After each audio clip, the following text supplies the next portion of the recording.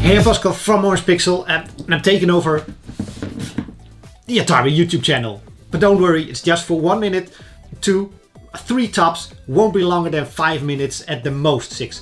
So why am I doing this? Because I'm launching Meganoid on the Atari VCS. And Atari had a couple of questions and I don't mind answering them. So this is a very short little fun Q&A about Meganoid on the Atari, about OrangePixel. Just a couple of questions. Well, no, the questions, a couple of answers. 2 questions that have been asked. That's how a Q&A works. All right, let's just start with the first question.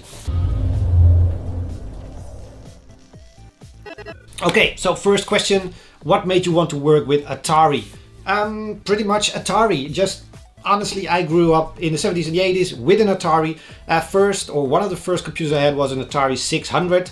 Learned some programming on there. Had an Atari 2600, did a lot of gaming on that. I remember playing Vanguard and the kangaroo boxing thing game. I can't remember, but something like that. It really sparked my enthusiasm for gaming. Of course, hearing about the Atari VCS and that is launching, that is a new console, I just had to release my game on an Atari console. I couldn't do that back in the 70s or 80s because I was like tiny. But now I'm big and I'm a game developer and there's an Atari console. I had to release something on there. Also learning a little bit about Atari and the people behind it, talking to everybody in the community. I really like it. So I'm an independent game developer and that pretty much means whatever weird idea I have in my mind, that's what I'm going to create. Nobody says or tells me not to or stop doing that or it's stupid or whatever. And with the Atari, the company, the people, I get that same sense that they have huge and big dreams and they just try and do it, and I like it. It really fits with how I work. That's pretty much why I wanted to work with Atari, and Meganoid is just the first of a couple of other games that's coming. So question 2. What was your inspiration for Meganoid? That's actually a funny or a good question because this Meganoid, as it's launching now on Atari, is a remake of an older game I made over a decade ago, I think 2010, Meganoid, the original Meganoid, but this one is a more modern, more improved, better improved, just a better game and a rebranding of that game. Pretty much the same as an Atari console. It's Atari console, but it's better and improved. Same with Meganoid. So I thought it would be a perfect fit to release that game as first on the Atari. Of course, like I mentioned, more games are coming. Third question, what are you most proud of in regards to the design of Meganoid? I think the game has a couple of interesting things going for it. One of those things is there's no background music. There's just an ambient sound music, which really gives you an eerie vibe of being in a spaceship and some stuff is happening there, you're not sure what, and you're pretty much alone. And that ambient sound is really enforcing that feeling. It also gives a certain calmness, weirdly, certain calmness when you're playing, even though lasers are shooting everywhere, things are flying. There's still a certain calmness because of that sound. I also like how you can increase your maximum health points or your maximum lives by finding key cards and using them on the right devices, which require you to first find the key card, but then also locate such device somewhere in the world to actually use that key card. I think those are a couple of interesting things, and I've never reused them in other games, but I should. I think I should, because I really think those are interesting ways of allowing you to upgrade yourself as a player character. So that's interesting stuff. Fourth question is, what can we look forward to next from you?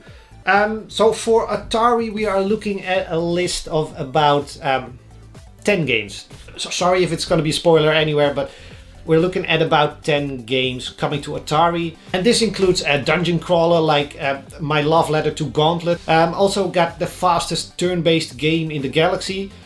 Yeah, it's a turn-based game, but it can be played like an action arcade game because that's really what I love. And I'm also bringing Residual over to the Atari. Residual is my latest game. I released it on PC and Switch last year. It's a procedurally generated universe, not just a level or a world, but it actually generates hundreds of planets. You crash on a planet, you try to survive there. It's very different. I think you might actually like it. And let's wrap up the video with the final question. What advice would you give to aspiring game designers? Make games. that's pretty much the best way to learn game development. Make a lot of games. Keep improving yourself, keep learning how to program, keep learning how game design works, how to better design your games and what players want. It's a lot of fun, and I've been doing this now for 2 decades as OrangePixel, professional full-time, and I can still learn a bunch of new stuff whenever I start working on a new game, and that's pretty much also the fun for me. Create games and you learn a lot of new stuff, and every game you can learn a bunch of new stuff and make your next game even better. And you just have to do it a lot of times. Also, I'm not gonna plug my own YouTube channel. If Atari wants to do that, it's probably gonna be in the description below. But on my YouTube channel every week, I talk about game development, game design, game business, all that stuff.